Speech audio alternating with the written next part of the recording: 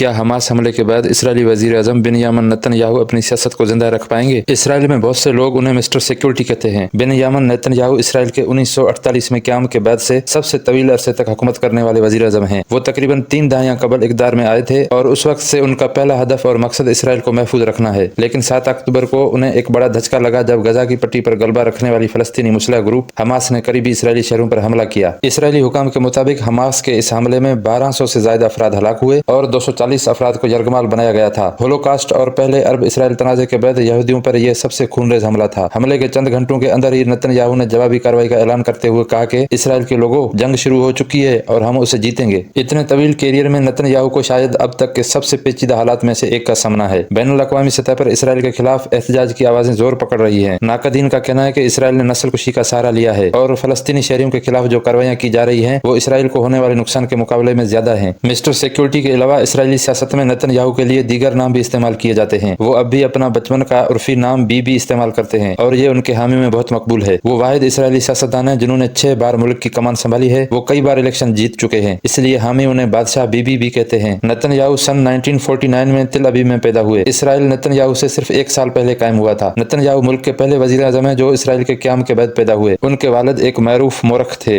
Netanyahu की परवरिश एक सेक्युलर लेकिन समाजी तौर पर कदामत पसंद माहौल में हुई थी। नेतन्याहू 3 भाइयों में से एक थे और अपने वालिद की मुलाजमत की वजह से कभी इसराइल तो कभी अमेरिका में परवरिश पाते रहे। वो फिलाडेल्फिया और न्यूयॉर्क की यूनिवर्सिटी में पढ़ाते और पढ़ते भी रहे। नेतन्याहू ने इन दिनों अमेरिकी लहजे के साथ अंग्रेजी बोलना सीख लिया। फिलाडेल्फिया की एक हाई स्कूल में तालीम मुकम्मल करने के बाद नेतन्याहू 18 साल की उम्र में 5 साल की लाजमी फौजी खिदमत मुकम्मल करने के लिए इसराइल आए थे। वहाँ उन्होंने मुल्क की एलीट सीरियत मुत्तकल स्पेशल फोर्सेज में शमूलियत इख्तियार की। ये इसराइल का इंसदाद इंतहा पसंदी यूनिट है जिसमें नेतन्याहू ने कई मिशन में हिस्सा लिया। इन मिशन में कई बार नेतन्याहू मौत के रूबरू भी आए। एक बार नहर सुइज में फायरिंग के दौरान वो तकरीबन डूब चुके थे और एक मरतबा शाम में उन्हें एक बिच्छू ने काट लिया तो वो मरते मरते बचे। कैप्टन के ओहदे के साथ मिलिट्री सर्विसेज मुकम्मल करने के बाद वो मैसाचुसेट्स इंस्टीट्यूट ऑफ टेक्नोलॉजी यानी MIT से आर्किटेक्चर और बिजनेस एडमिनिस्ट्रेशन की तालीम हासिल करने के लिए 1972 में अमेरिका वापस आए। उनका शुमार MIT के बेहतरीन तलबा में होता है, लेकिन 1 साल के बाद उन्हें अपनी पढ़ाई छोड़कर मिस्र के खिलाफ यौम कपूर जंग में हिस्सा लेने के लिए इसराइल जाना पड़ा। नेतन्याहू के बड़े भाई जोनाथन भी एलीट स्पेशल फोर्स सीरत मुत्तकल में शामिल थे। साथ ही उन्हें प्यार से यूनी कहकर पुकारते थे। नेतन्याहू पे उनके बड़े भाई का बड़ा असर रहा है। कपूर जंग खत्म होने के बाद बेंयामिन अपनी तालीम मुकम्मल करने के लिए MIT वापस आए। बाद में उन्होंने हार्वर्ड यूनिवर्सिटी से सियासत में PhD में भी दाखिला लिया। नेतन्याहू के बरक्स उनके बड़े भाई जोनाथन ने अपने फौजी कैरियर को जारी रखा और एलीट स्पेशल फोर्स सीरत मुत्तकल के कमांडर बन गए। 1976 में जोनाथन के दस्ते ने एक खतरनाक रेस्क्यू ऑपरेशन किया जब फलस्तीनी इंतहा पसंदों ने एयर फ्रांस के एक मुसाफिर त्यारे को हाईजैक करके योगिंडा के एंटेबी एयरपोर्ट पर ले गए थे। उस त्यारे में 100 के करीब इसराइली शहरी सवार थे जिन्हें शिद्दत पसंदों ने यरगमाल बना लिया था। ऑपरेशन एंटेबी, जिसे कुछ लोग ऑपरेशन थंडर के नाम से भी जानते हैं, मुकम्मल तौर पर कामयाब रहा। तमाम अस्करियत पसंद मारे गए और ज्यादातर यरगमालियों को रिहा कर दिया गया। ताहम इस कार्रवाई में 4 यरगमाली और 1 इसराइली फौजी मारे गए। हलाक होने वाले इसराइली फौजी का नाम जोनाथन था जो कमांडर थे। भाई की मौत ने नेतन्याहू की पेशवराना जिंदगी को भी एक नई सिमत दी। मैसाचुसेट्स में बोस्टन कंसल्टिंग ग्रुप के साथ मुआशी मशीर के तौर पर चंद साल काम करने के बाद वो अमेरिका छोड़कर इसराइल वापस आ गए। वतन वापसी के बाद नेतन्याहू ने Jonathan Netanyahu anti terrorism institute के नाम से एक गैर सरकारी तंजीम कायम की। ये तंजीम इंतहा पसंदी का मुताला करती थी और उससे लड़ने के तरीकों पर बैनुल अक़वामी कॉन्फ्रेंसें मुनक्कद करती थी। नेतन्याहू की इंतहा पसंदी पर 3 किताबें 1981, 1987 और 1995 में शाया हुई। 80s की दहाई के अवाइल में उन्होंने यरूशलेम में एक फर्नीचर कंपनी में मैनेजर के तौर पर भी काम किया जहां उनके इसराइली सियासतदानों के साथ राब्ते बढ़े। उस वक्त के वजीर आज़म मोशे आरिन्स भी उनमें शामिल थे। मोशे ने नेतन्याहू को अमेरिका में इसराइली सफारत खाने का नायब सरबराह मुकर्रर किया। बाद में उन्हें अक़वाम मुत्तहिदा में इसराइल का सफीर बना दिया गया। 4 साल के बाद वो इसराइल में मुस्तकिल तौर पर आबाद हो गए। नेतन्याहू के सियासी कैरियर का आगाज दाएं बाजू की लिक्विड पार्टी में शमूलियत से हुआ। सिर्फ 5 साल में जब वो 42 साल के थे वो लिक्विड पार्टी के सरबराह बन गए। कई ऐसे अवामिल जो नेतन्याहू के बेमिसाल उरूज का बायस बने, जिसमें उनका फौज का पस मंजर शामिल था। उससे भी अहम बात यह है कि वो अंग्रेजी पर अबूर रखते थे। उनकी फसाहत व बलागत मशहूर थी। वो सियासत में नए थे, पुरकशिश शख्सियत के मालिक थे। वो अंग्रेजी ऐसे बोलते थे जैसे वो अमेरिका में पैदा हुए हों। फिक्री तौर पर वो मजबूत और असूल पसंद थे। इलेक्शन में कामयाबी के साथ ही 47 साल की उम्र में नेतन्याहू इसराइल की तारीख के सबसे कम उम्र वजीर आज़म बन गए। लेकिन माहिरीन इस बात पर मुत्तफिक हैं कि हुकूमत चलाना उनके लिए आसान नहीं था। नेतन्याहू के पहले दौरे हुकूमत में एक वक्त ऐसा भी आया जब अमेरिका और इसराइल के तल्लुकात नाजुक मोड़ पर पहुंच गए थे। उस वक्त अमेरिकी सदर बिल क्लिंटन थे। 1994 में क्लिंटन इंतजामिया की कोशिशों से इसराइल और उर्दन के दरमियान अमन मुआहदे पर दस्तखत हुए थे। मिस्र के बाद उर्दन मशरक वस्ता का दूसरा अरब मुल्क था जिसने इसराइल को तस्लीम किया था। लेकिन गजा की पट्टी और गर्ब اردن میں اسرائیلی بستیاں قائم کرنے کے نیتن یاہو کے فیصلے پر کلنٹن انتظامیہ کی طرف سے سخت تنقید کی گئی۔ غزہ کی پٹی اور غرب اردن وہ علاقے تھے جن پر اسرائیل نے 1967 کی جنگ میں قبضہ کر لیا تھا۔ بل کلنٹن نے نیتن یاہو کو امن عمل ناکام بنانے کا براہ راست ذمہ دار ٹھہرایا۔ نیتن یاہو کو اپنے پہلے دور میں دو محاذوں پر مشکلات کا سامنا ہوا۔ ایک طرف وہ امریکی حکومت کے ساتھ معاملات کر رہے تھے اور دوسری طرف اسرائیل کی بائیں بازو کی جماعتیں ان پر اوسلو امن معاہدے کی راہ میں رکاوٹیں کھڑی کرنے کا الزام لگا رہی تھیں۔ اوسلو امن معاہدے پر اسحاق رابن اور فلسطینی رہنما یاسر عرفات نے 1993 اور 1995 میں دستخط کیے تھے۔ 1999 کے الیکشن میں نیتن یاہو لیبر پارٹی کے رہنما سے ہار گئے۔ اس کے بعد انہوں نے سیاست سے کنارہ کشی اختیار کی اور نجی سیکٹر کا رخ کیا، لیکن سیاست سے ان کی علیحدگی تھوڑے ہی عرصے کے لیے رہی۔ لیبر پارٹی کی حکومت 2 سال سے بھی کم عرصے تک چلی اور لیکوڈ پارٹی کے نئے رہنما ایریل شیرون نے اسرائیل کی باغ ڈور سنبھالی۔ ایریل شیرون نے اپنی حکومت میں نیتن یاہو کو پہلے وزیر خارجہ اور پھر وزارت خزانہ کی ذمہ داری دی۔ وزیر خزانہ کی حیثیت سے نیتن یاہو نے اپنی حکومت کے دوران شروع ہونے والی معاشی اصلاحات کے عمل کو جاری رکھا۔ ان کے حامیوں کا کہنا ہے کہ اسرائیل کو مشرق وسطیٰ میں اقتصادی اور ٹیکنالوجی کی طاقت کے طور پر قائم کرنے کا سہرا نیتن یاہو کو جاتا ہے۔ ایک طرف اسرائیل میں بہت سے لوگ نیتن یاہو کو مسٹر اکنامی کہہ کر سراہتے ہیں، تو دوسری طرف ان کے ناقدین کا کہنا ہے کہ انہوں نے اسرائیل کے سماجی تحفظ کے ڈھانچے کو تباہ کر دیا ہے۔ وزیر کے طور پر ان کا دور صرف 2 سال تک رہا۔ 2005 میں انہوں نے ایریل شیرون کی یک طرفہ طور پر غزہ کی پٹی سے اسرائیل کے انخلا کے فیصلے کے خلاف احتجاجاً اپنے عہدے سے استعفیٰ دے دیا۔ اس معاملے پر اختلافات کی وجہ سے ایریل شیرون نے لیکوڈ پارٹی سے علیحدگی اختیار کر لی، جس کے بعد انہوں نے قدیمہ پارٹی بنائی۔ دائیں بازو کی لیکوڈ پارٹی کی کمان نیتن یاہو کے ہاتھ میں آ گئی۔ انہوں نے 2009 میں دوبارہ انتخابات میں کامیابی حاصل کی۔ نیتن یاہو نے لگاتار 4 انتخابات جیتے تھے۔ 2021 تک وہ مسلسل 12 سال اقتدار میں رہے تھے۔ حکومت کھونے کے صرف 1.5 سال بعد 2022 میں چھٹی مدت کے لیے منتخب ہوئے اور ان کی حکومت ابھی تک چل رہی ہے۔ اسرائیلی عوام کی اکثریت قدامت پسند اور مذہبی ہے۔ جب وہ ووٹ ڈالتے ہیں تو دائیں بازو کی طرف جھکاؤ رکھتے ہیں۔ 1977 کے بعد وہاں ہونے والے تمام انتخابات میں یہ طبقہ عملی طور پر انتخابات جیتتا رہا ہے۔ اس نظریاتی وابستگی کی بنیاد پر نیتن یاہو جانتے ہیں کہ اسرائیلی عوام کے ذہنوں میں موجود خوف کا فائدہ کیسے اٹھانا ہے۔ نیتن یاہو لوگوں کو ایک دوسرے کے خلاف کرنے کی سیاست میں ماہر کھلاڑی ہیں۔ تقسیم اور فتح کی اس حکمت عملی نے اسرائیل کو پہلے سے کہیں زیادہ قدامت پسند جگہ بنا دیا ہے۔ نیتن یاہو سیاست کے جادوگر کی طرح ہیں۔ انہوں نے کبھی بھی اپنی حکومتوں کے لیے مستقل اتحاد کو مضبوط نہیں کیا اور نہ ہی انہوں نے اپنی جگہ لینے کے لیے کوئی نئی قیادت تیار کی ہے۔ نیتن یاہو نے فلسطینیوں کے ساتھ بات چیت میں بھی یہی طریقہ اختیار کیا ہے۔ فلسطینی قیادت غرب اردن پر حکمرانی کرنے والی فلسطینی اتھارٹی اور غزہ کی پٹی پر حکومت کرنے والے حماس کے درمیان تقسیم ہے۔ نیتن یاہو کی پالیسی فلسطینیوں کو تقسیم کرنا اور انہیں ایک دوسرے کے خلاف کھڑا کرنا ہے۔ انہوں نے فلسطینی اتھارٹی کے ساتھ ساتھ حماس کو بھی کمزور کیا ہے، لیکن حماس کے معاملے میں یہ تنظیم اتنی کمزور نہیں ہوئی جتنا نیتن یاہو کا خیال تھا۔ نیتن یاہو نے فلسطینیوں سے بات کرنے کے بجائے اپنے عرب پڑوسیوں بالخصوص سنی اکثریتی عرب ممالک کے ساتھ تعلقات بہتر کرنے کی کوشش کی۔ یہ وہ ممالک تھے جو 7 اکتوبر کو اسرائیل پر حماس کے حملے سے قبل فلسطین کے معاملے پر کسی حد تک لا تعلق ہو چکے تھے۔ نیتن یاہو نے اس کا فائدہ اٹھایا۔ وہ فلسطین کے ایجنڈے کو تباہ کرنے کی حد تک کمزور کرنے کی حکمت عملی آزما رہے تھے۔ سن 2020 میں اسرائیل نے متحدہ عرب امارات، بحرین، سوڈان، مراکش کے ساتھ تعلقات کو معمول پر لانے کے لیے ابراہم اکارڈز پر دستخط کیے تھے۔ اب یہ ممالک اسرائیل کے غزہ پر حملے پر تنقید کر رہے ہیں۔ جنگ شروع ہونے سے پہلے اسرائیل مشرق وسطیٰ کے طاقتور ملک سعودی عرب کے ساتھ معاہدے کے منصوبے پر کام کر رہا تھا۔ تجزیہ کاروں کا کہنا ہے کہ یہ معاہدہ حماس کے اسرائیل پر غیر معمولی حملے کی ایک وجہ ہو سکتا ہے۔ نیتن یاہو نے فلسطینیوں کے ساتھ بات چیت میں کوئی پیش رفت نہیں کی ہے، تاہم ابراہم معاہدہ یقیناً ان کا ایک بڑا کارنامہ ہے۔ نیتن یاہو اسرائیل کے محافظ بننا چاہتے ہیں، لیکن حماس کے حملوں نے اس میں خلل ڈالا ہے۔ نیتن یاہو جانتے ہیں کہ اسرائیل کو محفوظ رکھنے میں ان کی ناکامی نے ان کی قیادت کو داغدار کر دیا ہے۔ اس جنگ کا ان کے سیاسی کیریئر پر بہت سنگین اثر پڑے گا، لیکن نیتن یاہو ایک سیاسی جادوگر ہیں اور ممکن ہے کہ وہ اپنے تھیلے سے کوئی اور چال نکالیں۔ ان کے پاس ایسی چیزیں کرنے کی مہارت ہے جس کی آپ توقع نہیں کر سکتے۔ جنگ کے بعد وہ یروشلم میں سعودی عرب کے رہنما کے ساتھ امن معاہدے پر دستخط کرتے ہوئے دیکھے جا سکتے ہیں۔ اگرچہ حماس کے حملے نے نیتن یاہو کے مسٹر سیکیورٹی امیج کو نقصان پہنچایا ہے، لیکن ہمیں یہ جاننے کے لیے جنگ کے خاتمے کا انتظار کرنا پڑے گا کہ اس کا ان کی سیاست پر کیا اثر پڑتا ہے۔